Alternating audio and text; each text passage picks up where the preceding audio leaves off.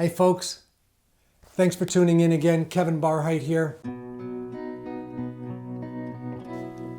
I wanted to take a few minutes to just talk about something that comes up often. Actually, when it comes up in, say, a 12-step group, it's usually because no one else brings up a topic and someone will say, let's talk about gratitude. Gratitude is something that a lot of folks enjoy talking about, and some are chagrined and feel, not that again. But most of us really understand it's worth grappling with and understanding that there are days that we don't feel too grateful, or there's days when we really don't feel like we can count our blessings, so to speak. It was really suggested, and it's still suggested in a lot of circles, to have a gratitude list, and I think that's a wonderful thing. Some people will keep it in their wallet, literally say, here's the 5, 10, 15 things, whatever it is, that I'm grateful for. And it's really something that I think it helps to build that foundation of habit to go to those thoughts, to go to those feelings, and that sense of being grounded.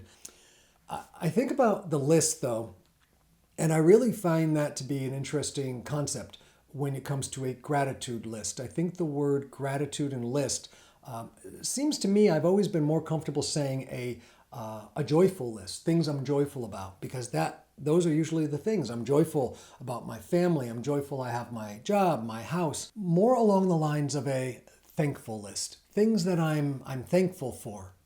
And I know there's maybe a fine line between what we think of as gratitude and thankful, but the things I'm thankful for is I can give thanks. I can say thanks. I can say I appreciate these things in my life. I want something, when it comes to gratitude, to be something that I can measure specifically. And the way I've looked at that is how I behave. How can I tell when I'm grateful? Is it because I say thank you? Well, maybe I'm just thankful. Is it because I feel joyful about what I have and what's there? Well, that's a feeling. That's a feeling of joy.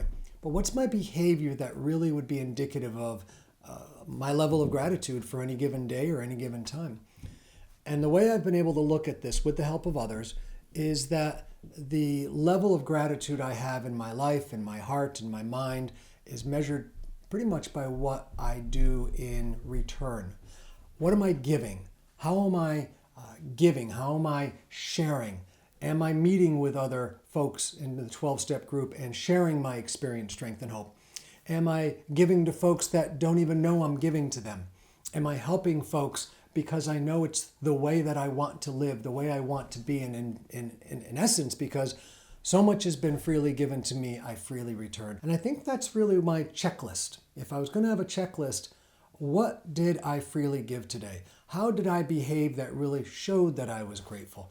And that was always important to me because I think my actions speak louder than my words. And that's maybe a good list to have, but I'm not sure how I would document that and then look at it. I think it's something, and we call that in 12-step recovery, we call that the 10th step. It's the ability to really take a look at where my day was, and I think that's a wonderful thing because a lot of people who are doing a 10th step, a lot of us, when we do that, we're looking at what we did wrong. And I'd love to add that in there to my daily routine, and maybe you could think if that would work for you. And I think that the idea of actually doing a 10th step and making it a habit to say, what were my actions today that show I'm grateful? Grateful to the people in my life, grateful to the 12 steps, grateful to my higher power, grateful to the universe, grateful to my job. How did I respond in a way that shows that I'm living a life of gratitude? I appreciate you tuning in, and if you have any thoughts on that, I hope you can leave your thoughts below. Next time we'll talk about something a little different, and I'll give you a sneak peek probably in the next video. Thanks for tuning in. Take care.